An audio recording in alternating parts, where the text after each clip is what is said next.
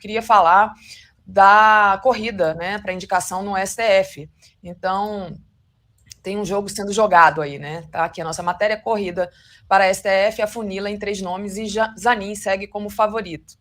Então, o advogado Cristiano Zanin vem sendo alvo de intensa campanha promovida pela extrema-direita, mas tem total confiança do Lula. Foi uma matéria, né, que saiu, alguém indicou agora, eu esqueci aqui a fonte, que eu já li essa matéria, mas, enfim, está saindo aí em várias mídias e o nome do Zanin está sendo falado o tempo todo. Outro dia eu estava no táxi, o taxista estava escutando um rádio e estava sendo falado se o Zanin podia ou não ser indicado, Joaquim. Olha, deixa eu falar uma coisa para você. Antes de falar do Zanin, o que a matéria fala que tem 3 nomes hoje, que está afunilado, não é isso? Os 3 nomes são Cristiano Zanin, Bruno Dantas, que é o presidente do TCU, e o Manuel Carlos, que é advogado do CSN. Eu não conheço o Manuel Carlos, honestamente, deve ter uma atuação mais privada, não conheço.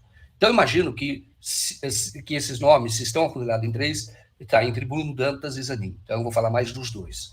Bruno Dantas, ele é um anti-lavajatista muito forte, enfrentou o Moro, enfrenta o Moro do TCU, e é ligado politicamente ao Renan Calheiros. Então, é bom que vocês saibam. Politicamente, Bruno Dantas é ligado a Renan Calheiros. Ele fica aquele funcionário, não é disso.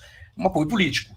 A nomeação para o próprio TCU foi feita a partir de ação do Renan Calheiros. E me parece não, e é uma pessoa anti-lavajatista desde o início, muito forte ali nos tribunais. Tá? Então, combateu os desvios do Sérgio Moro, Deltan Dallagnol. Não é combater, o juiz não combate, mas ele, dentro do TCU, deu decisões que mostravam que ele percebia que a Lava Jato era um problema. Então, desde a devolução daquelas diárias, ele percebeu todos os abusos que havia e tomou as decisões corretas. É um bom nome.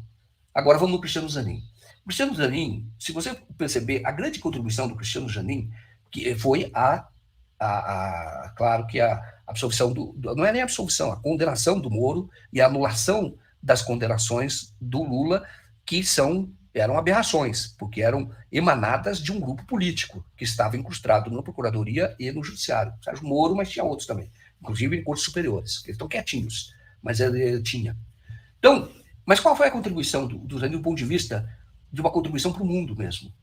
Ele teve uma vitória na ONU, a partir de uma ação com que ele contratou de um advogado inglês, né, Geoffrey Robertson, que atuou lá na ONU porque ele percebeu que o que estava havendo aqui no Brasil, isso é um trabalho do Zanin fantástico, eu acho que isso o credencia para qualquer corte.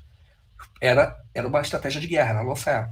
E ele percebeu, resgatou tudo isso, fez um instituto, inclusive, porque ele percebeu como isso é grave. No livro dele, e precisa ter uma pessoa assim no Supremo, no livro que ele escreveu com a Valesca, Rafael Valim, que ele fala sobre o lawfare, eu li esse livro, ele não está falando só do caso Lula, ele está falando de empresas, inclusive o que você está vendo hoje, desse conflito hoje com a China. Teve, inclusive, uma executiva da China que foi presa no Canadá, salvo engano, que era de uma empresa de telefonia, lá de celulares. Ela foi presa lá, estratégia de lawfare. Você tem empresários russos. É isso, essa empresa mesmo. Então ela foi presa. E isso era estratégia de lawfare, e o Zanin fala sobre o que estava ocorrendo. Como é que quando você perverte o direito e você usa o direito como estratégia de guerra. Você define quais são os inimigos e você, em vez de matar, atacar com bombas, tanques, etc., você usa o sistema judiciário, você usa o próprio sistema. E isso é muito importante. Isso que o Zanin fez, que eu acho que essa contribuição chamou atenção para isso. Essa contribuição, ela é um marco no jurídico no Brasil, mas não só no Brasil. Ele percebeu isso logo no início. E é importante que você tenha uma pessoa com esse conhecimento, que tenha com esta linha no Supremo Tribunal Federal. É muito importante. Porque hoje você tem o alcance, quando você perceber, você tenta, o alcance do direito vai além do território. Não estou dizendo no Brasil. Os Estados Unidos são assim. Isso claramente, o Zanin escreve isso no livro dele. Então você tem um ato antigo de combate à corrupção dentro dos Estados Unidos que passou a ser usado a partir do crescimento da China. E a partir de uma certa decadência dos Estados Unidos, eles começaram a usar esse ato jurídico, né, de corrupção, que era para punir inicialmente empresas estrangeiras, empresas americanas que cometessem atos de corrupção fora dos Estados Unidos. E o que acontece? Eles passaram a não combater empresas americanas, poupar, fazer acordos inclusive, e passar a processar qualquer empresa do mundo. E aí eles foram avançando na legislação, o Zanin conta isso, foram avançando na legislação.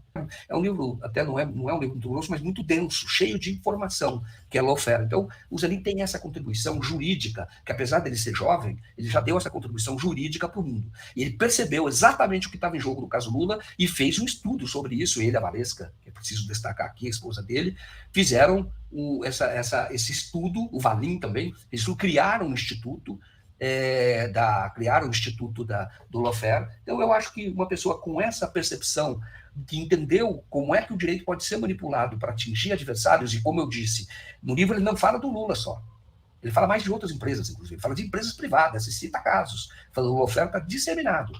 Tá? Então, tem qualquer disputa, ele está sendo usado como instrumento geopolítico. O Zanin fala isso. Então, você precisa de uma pessoa com esse, na minha avaliação, com essa concepção, com esse entendimento, com essa formação, porque não tem. Tá? Os juízes não percebem isso. Você precisa de uma pessoa com essa formação do Supremo Tribunal Federal.